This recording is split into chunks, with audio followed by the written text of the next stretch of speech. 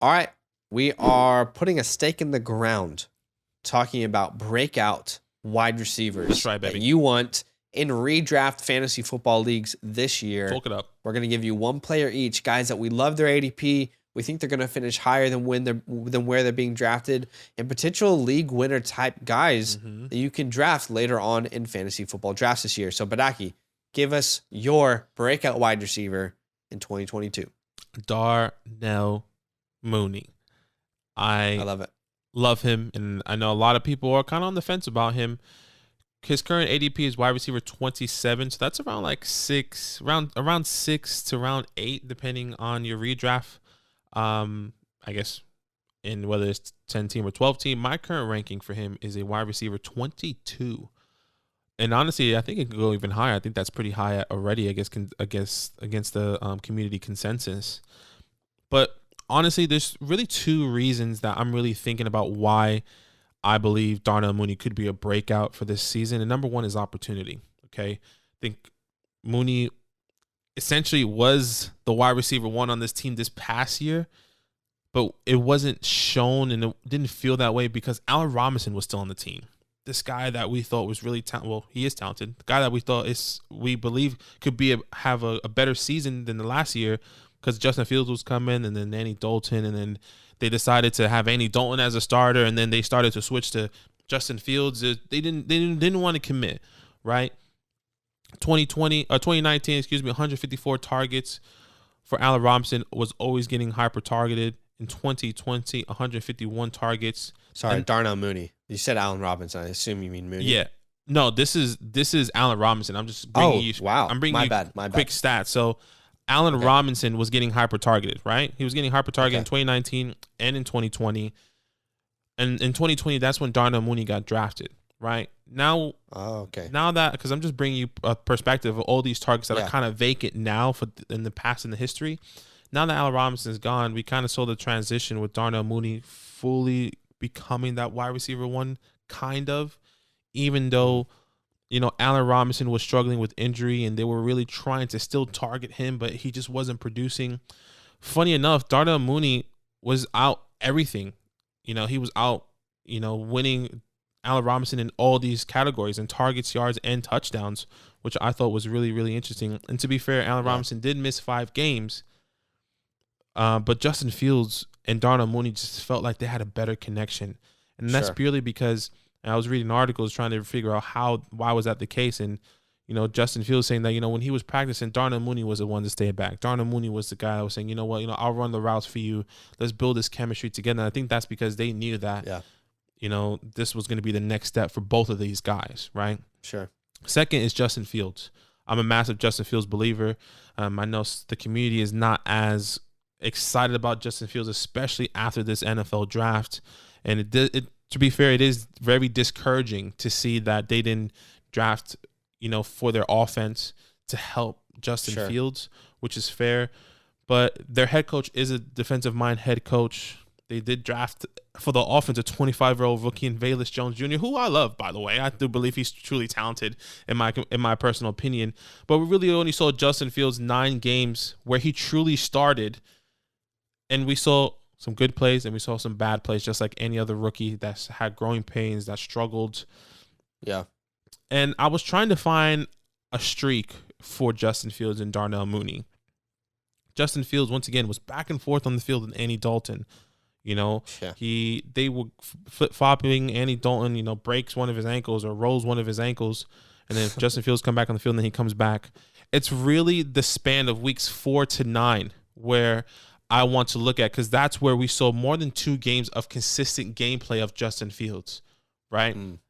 Weeks 4 to 9, Darnell Mooney was wide receiver 17 in that span. He was averaging 13 plus fantasy points, nearly 7 targets per game and 55 yards per game. And that's with Justin Fields consistently. A consistent Justin Fields. He's not flip-flopping when Andy Dalton. Justin Fields is not coming in for one play or half a play or whatever the case may be. It was a consistent run with Andy Dalton. And mind you, I didn't add week 3 because the Browns, that was literally the death of Justin Fields. Oh my gosh, that was awful. It was not okay. Okay. Mm-mm. Another interesting thing for me was that Darnell Mooney was 11th in targets amongst wide receivers. He out-targeted some of these guys, which I thought was crazy. Terry, DK, Michael Pittman, Jamar Chase, Chris Godwin, Debo Samuel. Well, obviously he was running the ball. T. Higgins and CeeDee Lamb. Right. Darnell Mooney is already getting those targets. 140 plus targets he was getting already in this year. Obviously, that was with Allen Robinson. What happens when when you say, you know what, Mooney, you're the wide receiver one in our offense. We believe in you. Let's get you these guys, and there's no competition. Who else? Byron Pringle, Bayless Jones Jr. You get what I'm saying? Like, people aren't confident in what they're gonna do, but I'm confident in Darnell Mooney and Justin Fields having this connection. And we've seen in the offseason, it was like, we're ready to unlock Darnell Mooney. We're ready to unlock Justin Fields. That's literally the conversation. These guys have amazing chemistry. I believe in Darnell Mooney, and I believe you can get him at super, super cheap. I mean, once again, around 6 to 8. I think it's fantastic. Obviously, he'll probably start off as maybe a wide receiver 2, a wide receiver 3, maybe a flex option. But a guy with that price, that could be, in my opinion, a high-end wide receiver 2, low-end wide receiver 1, if he really gets to that point. Yeah. I think that's great value, in my opinion. That's why I believe Darnell Mooney could be a breakout wide receiver coming into this 2022 season. Yeah, I like it. And, I think you and I are one of the few people that will still advocate for Justin Fields. And we'll keep doing it. Yeah, see. All right, I'm going to tell you my breakout. And he kind of already broke out last year, but I think we're going to see an even better breakout this year. I think this will truly solidify, because there are still some question marks in the community around this player, and you can see that in his ADP. And that is Hollywood Brown. Okay. Current ADP, he's a wide receiver 24 off the board, anywhere from round 5 to 7-ish in a 12-man format. My current ranking for him, I have him as my wide receiver 18. And just like you, Badake, every time I think about it, I'm like, dang, my 19 might need to move this guy up. Yeah, that's what I'm saying. But wide receiver 18 feels comfortable right now. Let's talk about why I think he can break out. Let's talk about his target share last year. Had 146 targets over there in Baltimore, finished as a wide receiver 22. I believe he can get near that number again this year. Okay. And he's going to be, I said near, just so everyone knows. I believe he can get near that number again. But he's going to be in an even better passing offense. Let's look at Kyler Murray versus Lamar Jackson last year, okay? More pass attempts per game, more pass yards per game, more yards per attempt, and more touchdowns per game. Yeah. So when you look at it statistically, I think even the eye test will show you this.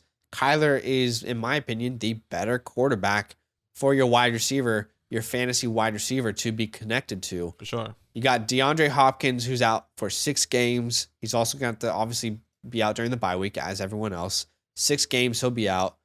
And you look at Hollywood's involvement in this offense, he's going to be the number 1 target. He's going to be the weapon, the field stretcher, the guy who gets the slants, the guy who gets the screen passes.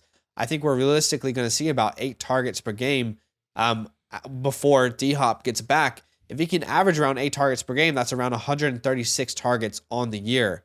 Again, less targets, but in a more efficient offense, passing offense, more yards, more touchdowns. Look at what Christian Kirk was able to do last year with fewer targets. He was able to finish as a top 27 wide receiver, top 26. Yeah. And personally, I don't think that Christian Kirk can hold a candle to Hollywood Brown's talent.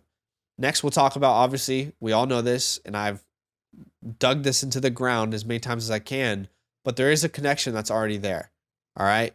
When Kyler Murray was the Heisman winner over there at Oklahoma, right. Hollywood Brown was his go-to guy. They had a very special year there at Oklahoma, him and CeeDee Lamb, but there's a special connection in college, and that doesn't just go away. We're already hearing reports about how good their connection is here at camp. I'm sorry if I sound weird. Been going through a little flu action. My nose is a little blocked up. It's all right. But no days off, as we've said before. And the last thing I want to talk about is his role within this offense and his quarterback play. Okay, Brown will be, for Kyler Murray, what Kirk could never be. All right? He's going to absolutely flourish in this number 1 weapon role here in Arizona. screens, sweeps, deep balls. And by the way, despite, I know there's a lot of Kyler Murray hate on how he handled the end of the year, on how the Cardinals fell apart, right, on how he handled the contract situation. But I have to keep saying he had one of his best years. He did. Season high wins, career high in wins, excuse me. Mm-hmm. Career high in completion percentage, in yards per game, in touchdown percentage, and interception rate. So you're telling me the number one weapon on a top 10 points per game scoring offense. I see money signs, Sheesh. right? Like with Mooney, we're relying on targets and we're hoping that there's a next step. And I agree. I love Mooney this year. Mm-hmm. But we're talking about Hollywood, who's going to be heavily targeted in an offense that we already know is good.